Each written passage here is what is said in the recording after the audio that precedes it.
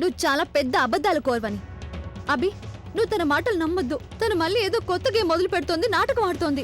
ఇక తనేగా చెప్పింది ఆలియా కోసం తను వల వేసి పట్టుకున్నానని. మరి తను అడుగు. ముందే తనకంతా తెలిసినప్పుడు మొదటి రోజు ఇదంతా మనకెందుకు చెప్పలేదు? తను ఆడిన డ్రామా వల్ల అమ్మమ్మకి ఆరోగ్యం పాడైంది. ఒకవేళ నిజంగానే అమ్మమ్మకి ఏదైనా జరిగి ఉంటే తనని అడుగబ్బి, అసలు తను ఇదంతా ఎందుకు చేసిందో అడుగు.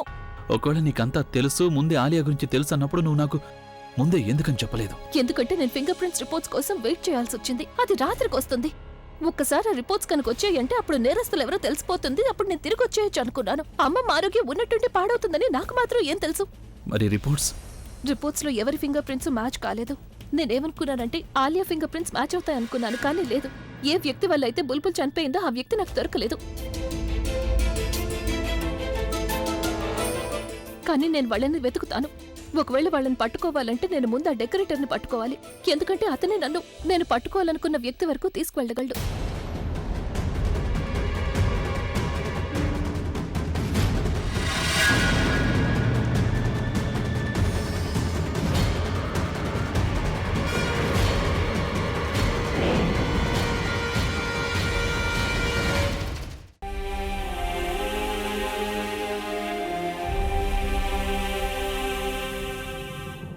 Rock star my foot.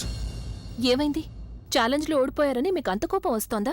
చూడు, ప్రీ ప్లాన్ గేమ్ ని ఛాలెంజ్ అనకూడదు. నువ్వు నేను చెప్పినందుకు ఏమీ చేయలేదు కదా. నువ్వు మొత్తం అంతా ముందే చేసి పెట్టావు. నాకు ముందు ఊరికి యాక్టింగ్ చేసావు అంతే. నాతో ఇవన్నీ చేస్తే నీకు సరదాగా ఉంటుందనుకుంటాను. నేను కేవలం చెక్ చేయాలనుకున్నానంతే. ఏం చెక్ చేయాలనుకున్నావు? వదిలేండి, ఇది మీకు అర్థం కాదు. ఇదే నీ దగ్గర ఉన్న పెద్ద ప్రాబ్లం. నేను నిన్ను అర్థం చేసుకోవడం చాలా కష్టం. నువ్వు ఎందుకు ఇంత కాంప్లికేటెడ్గా ఉన్నావు? నువ్వు నాలాగా సింపుల్గా ఎందుకు ఉండలేవు? నువ్వు చెప్పేది ఒకటి, చేసేది ఇంకొకటి. కొన్ని విషయాలు ఎవరికీ అంత సులభంగా అర్థం కావు. చిన్న చిన్న విషయాలకు కూడా అడ్డదారులు వెతుక్కోవాల్సి వస్తుంది. నీ చెత్త ఫిలాసఫీని నువ్వు నీ దగ్గరే పెట్టుకుంటే మంచిది. సింపుల్ విషయాల్లో దారి కూడా సింపుల్ గానే ఉండాలి. అలాగా? అంటే మీరు అన్నదానికి అర్థం ఏంటంటే ఒకవేళ నేను నాటకం ఆడకపోతే, ఆధారాలు సేకరించకపోతే నేను చెప్పింది మీరు పూర్తిగా నమ్మేస్తారా? ఎలాంటి ఆధారము లేకుండా నేను మీ దగ్గరకు వచ్చి ఆలియా ఇలా చేయడానికి ప్రయత్నిస్తోందని చెప్తే అప్పుడు మీరు నా మాటలు నమ్మేస్తారా? ఇదే కదా మీ సింపుల్ దారి? నేను ఇప్పుడు కూడా మీకు చెప్తున్న నీ ఇంట్లో ఇంకా చాలా మంది ఉన్నారు. మిమ్మల్ని మోసం చేయడానికి ట్రై చేస్తున్నారు. ఎలాంటి ఆధారమూ లేకుండా నేను వాళ్ళని మీ ముందు నిలబెడతాను. మీరు నా మాటల్ని నమ్మేస్తారా?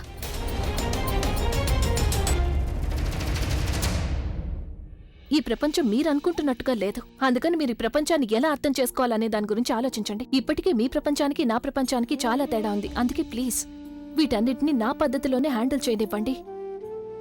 ఇంకా కొద్ది రోజులే, ఆ తర్వాత అన్ని నిజాలు మీ ముందు బయట పెడతాను. అది కూడా మీరన్న పద్ధతిలో.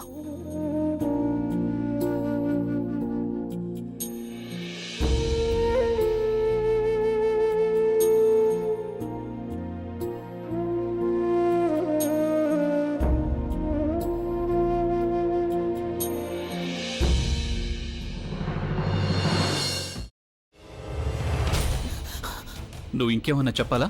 ఇంకేమన్నా అబద్ధం చెప్పాలనుకుంటే చెప్పేయి. నేను చూడాలనుకుంటున్నాను నన్ను మోసం చేయడానికి నువ్వు ఎంత నీచానికి దిగజారగలవు అని. ఎందుకు ఆలియా, ఎందుకు నువ్వు ఇలా చేసావు? నీకు తెలుసు కదా, నానమ్మ తర్వాత నీ ఒక్కదానిని కదా నేను పూర్తిగా నమ్మేది. ఏమన్నావు నువ్వు? ఈ మధ్య అన్నిటినీ మర్చిపోతున్నావా? అది చాలు. వాటిలో ఉన్న శక్తి విషయాన్ని గ్రహించి మనకు వివరిస్తాయి.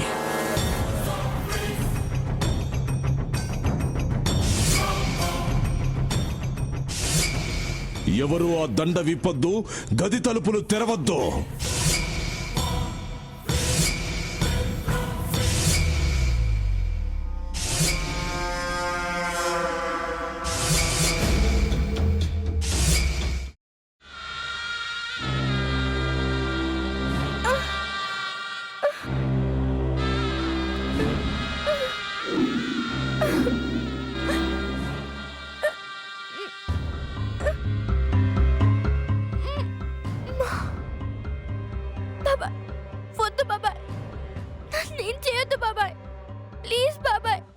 నీకు నిజం తెలిసినప్పుడే నా ఆలోచనలో నువ్వు చచ్చిపోయావు.